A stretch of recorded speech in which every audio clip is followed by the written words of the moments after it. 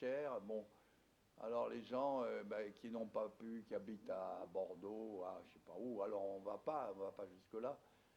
Alors ils achètent ces films-là, ils les regardent. Alors c'est un peu, la vidéo c'est un peu notre sauvegarde, c'est-à-dire ça n'existait pas dans le temps ça. Les gens, les cinéastes qui étaient dans les années 60, toute la nouvelle vague, ils n'ont jamais eu de DVD finalement. Donc leurs films, ils passaient, après, il fallait aller les voir dans des salles, quelquefois ils ne repassaient même pas. Tandis qu'aujourd'hui, avec la vidéo, on a une espèce de vie éternelle. Le gars, il garde ça comme un livre dans sa bibliothèque. Il y a beaucoup de gens qui ont des cinémas chez eux, qui ont acheté des caméras, on appelle ça home cinéma, donc les gens ils mettent un écran chez eux et ils se projettent un DVD avec des amis, tout ça. Voilà ce qui est devenu un peu le cinéma, parce qu'avant il y avait le cinéma itinérant, c'était des gens qui se baladaient avec un camion dans les villages et ils projetaient ça dans des tabacs, dans des salles de mairie, tout ça.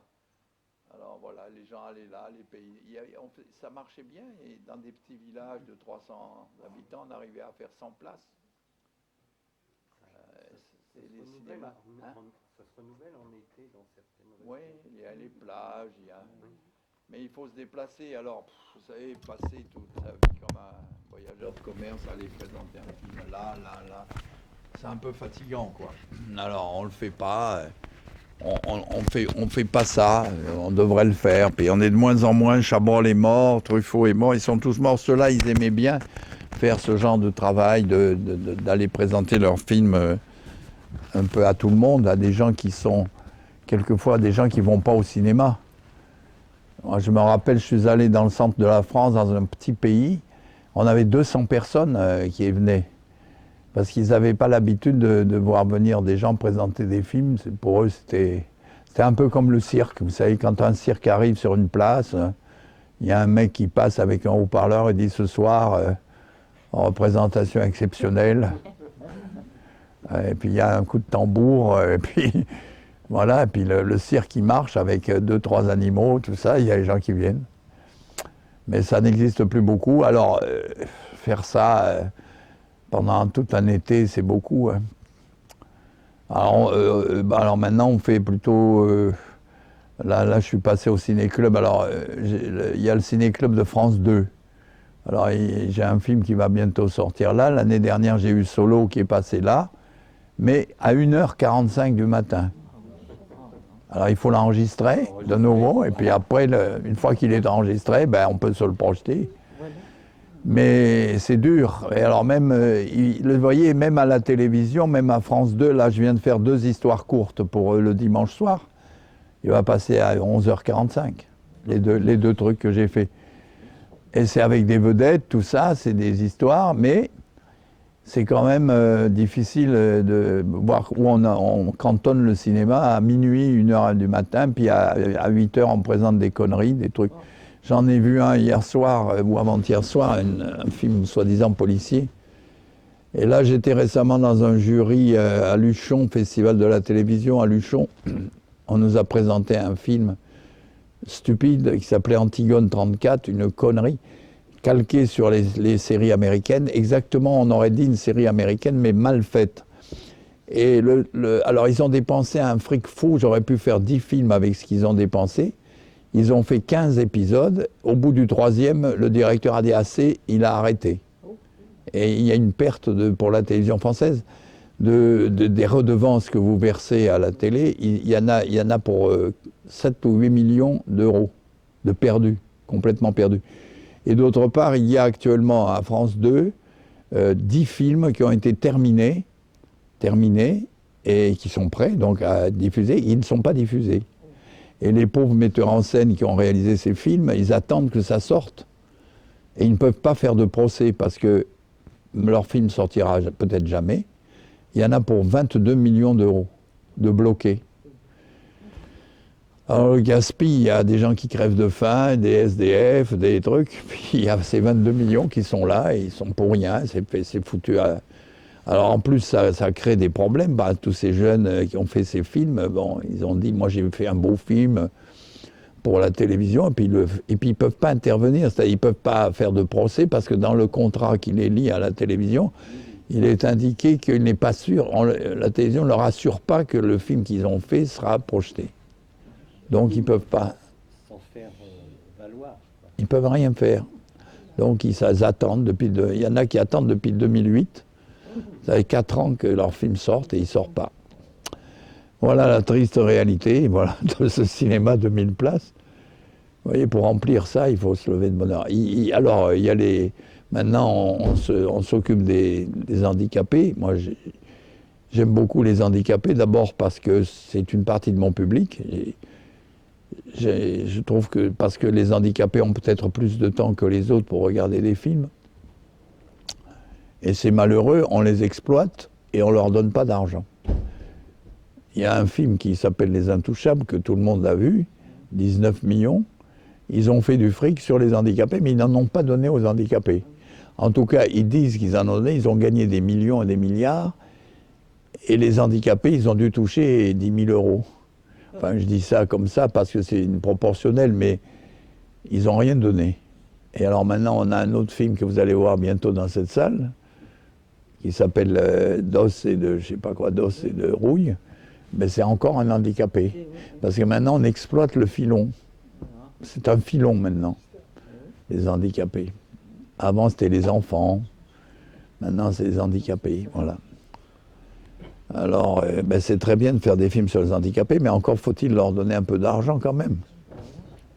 Et pas ramasser du pognon sur leur dos, quoi. En bas. Donc, voilà ce qu'il y a. Alors, les 2 films qui sont là, que vous allez voir maintenant. Après, je vais être obligé de vous quitter parce qu'il y a encore un 3e film après.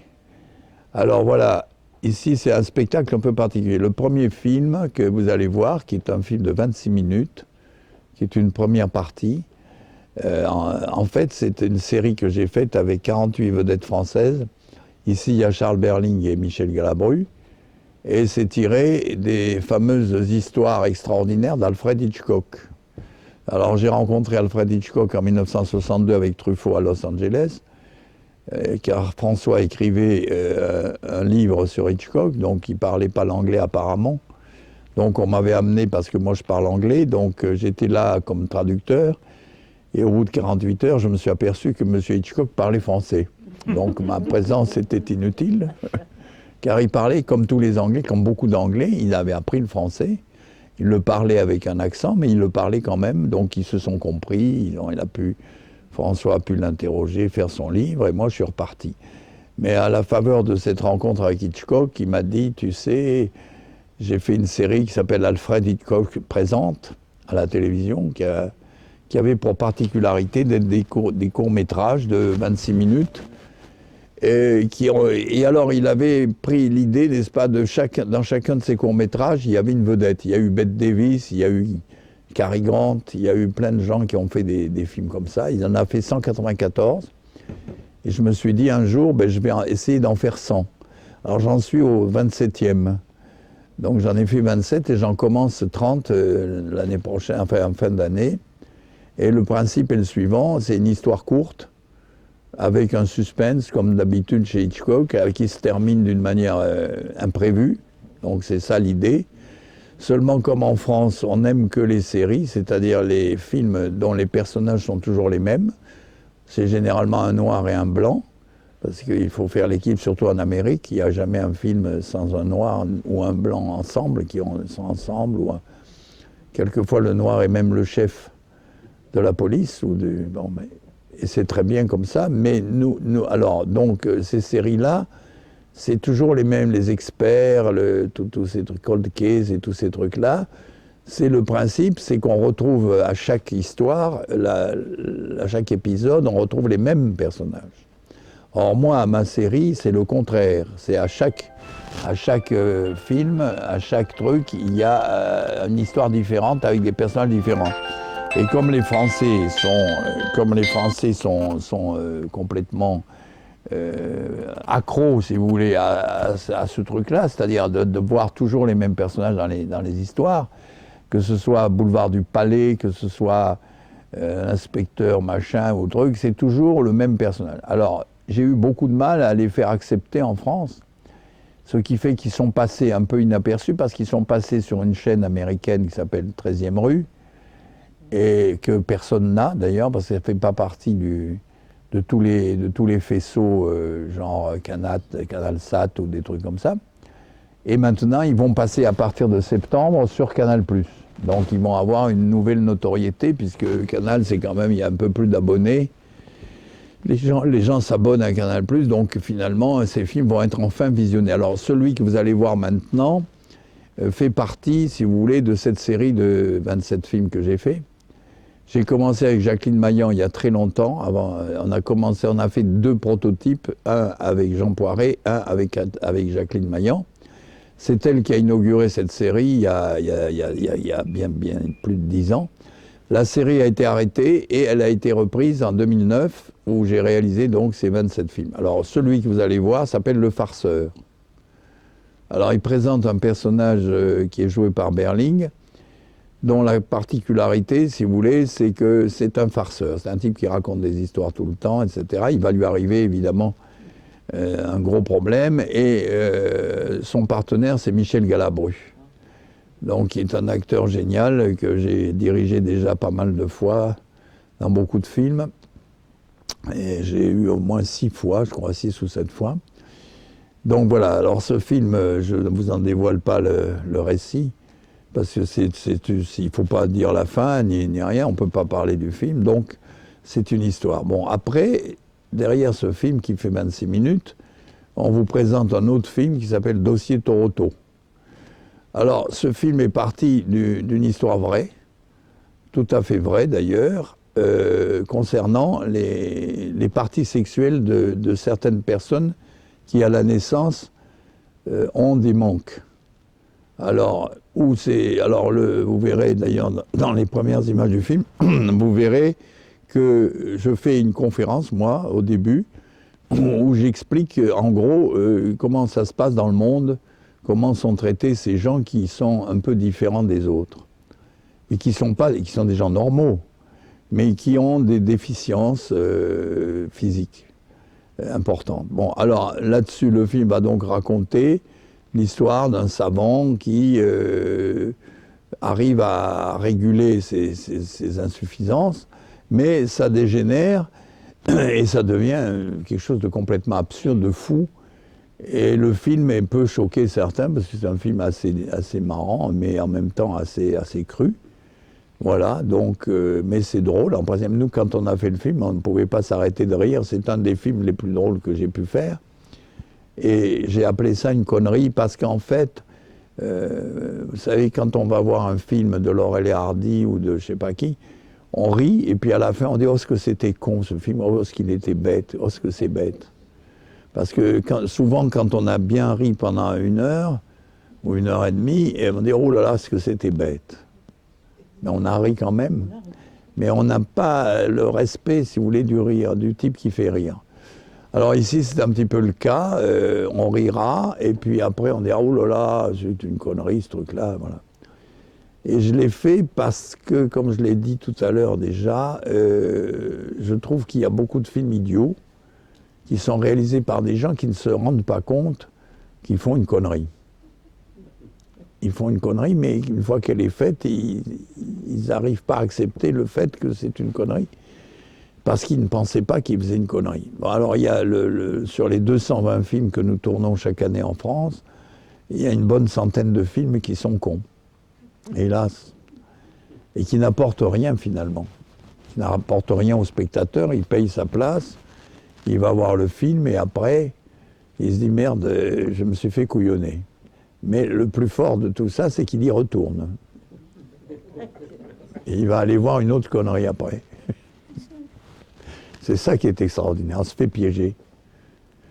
Donc, à la gloire de ces conneries, j'en ai fait une moi, mais finalement, je pense qu'un jour, on considérera que c'est un chef-d'œuvre, parce que quand quelqu'un fait une connerie volontairement, ça a une autre qualité que quand il le fait involontairement. Parce qu'en fait, je n'ai aucune prétention sur ce film, c'est un film qui m'a amusé, Vous savez, c'est comme les potaches, les enfants, il y a des adolescents qui font des conneries comme ça les fait rire eux, puis peut-être que les autres trouvent ça idiot aussi. Voilà, donc vous avez ce spectacle qui est quand même assez exceptionnel, puisque vous allez avoir un film d'Hitchcock, et puis après, ce film bizarre, que vous serez peu à avoir vu, parce qu'en fait, ce film, nous l'avons sorti uniquement dans ma salle, sans publicité, donc les gens ne savent pas ce que c'est. Quand ils viennent voir ça, dossier Toronto, qu'est-ce que c'est que ça? Et comme les critiques, j'ai eu une critique dans Télérama, qui disait donc que le film que je projette ce soir ici, qui s'appelle Les Insomniaques, dont je vais vous dire 2 mots puisque je ne serai pas là ce soir, Les Insomniaques, c'est un film tout à fait différent qui est tiré aussi d'une histoire d'Hitchcock. Ça parle des gens qui ne dorment pas la nuit. Et en ayant fait ce film, j'ai fait une enquête sur le nombre d'insomniaques qu'il y a. Alors, je les ai repérés d'une part parce que j'ai beaucoup de films qui passent la nuit, curieusement, des films qui passent à partir de minuit, à partir de même à 2 heures du matin, 3 heures du matin. Et je me suis aperçu que beaucoup de gens les voyaient à cette heure-là. Donc, ce qui veut dire qu'il y a des gens qui ne dorment pas, qui soit lisent, soit boivent, soit fument des cigarettes, soit regardent des films ou des DVD.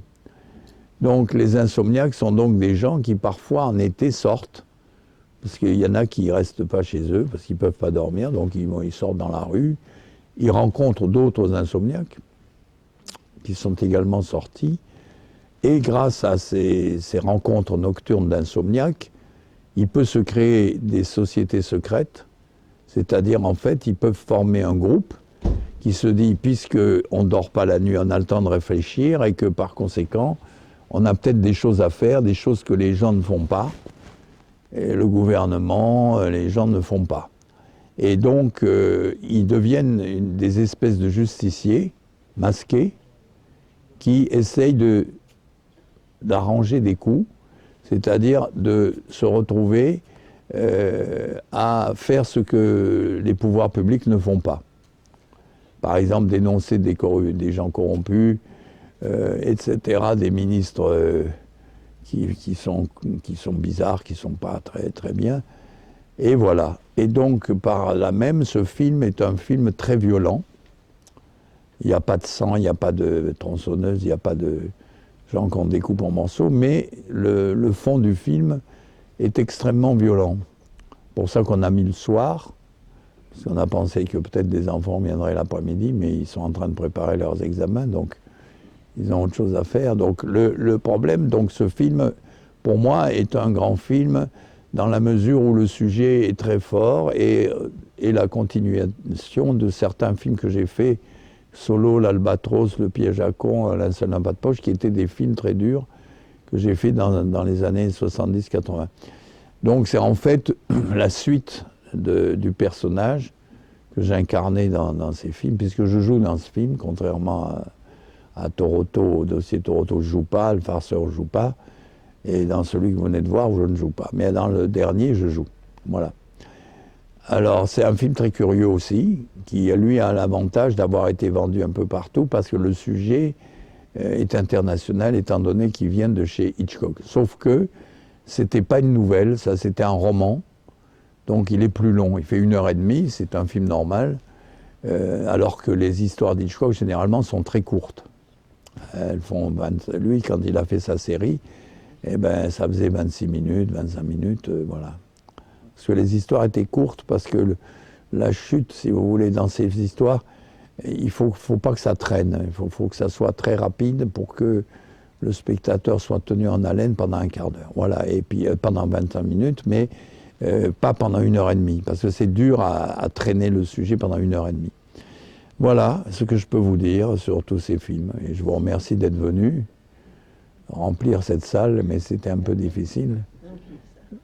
Vous savez ce qu'on fait au cinéma quand on a besoin, et qu'on n'a pas beaucoup d'argent, qu'on a besoin de tourner dans des salles de concerts, etc., on met des mannequins.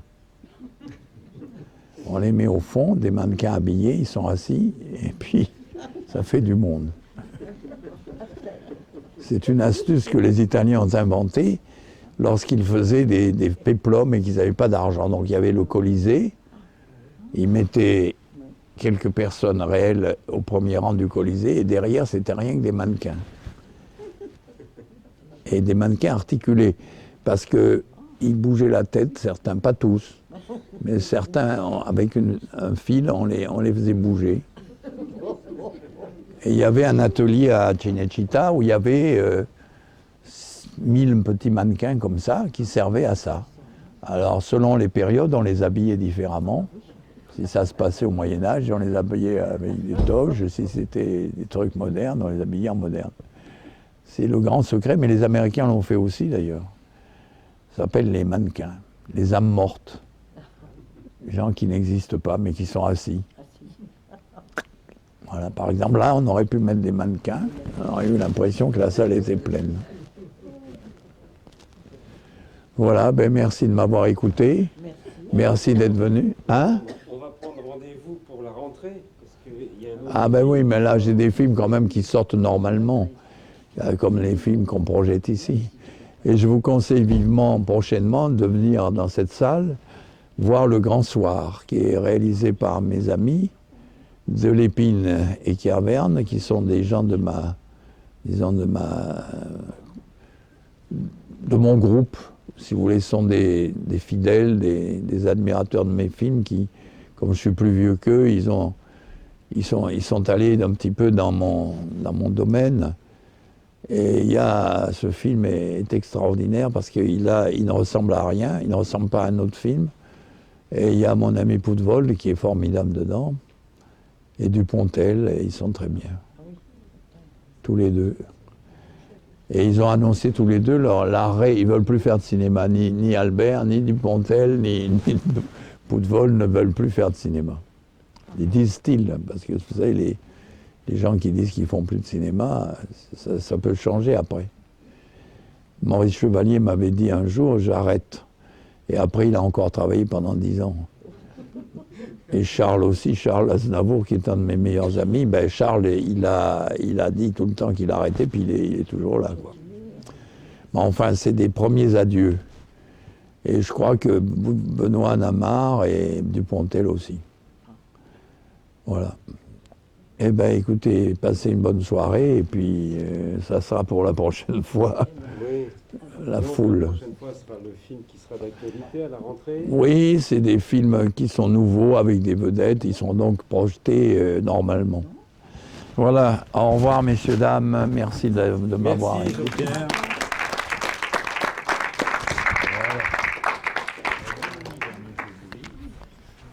Je vais reprendre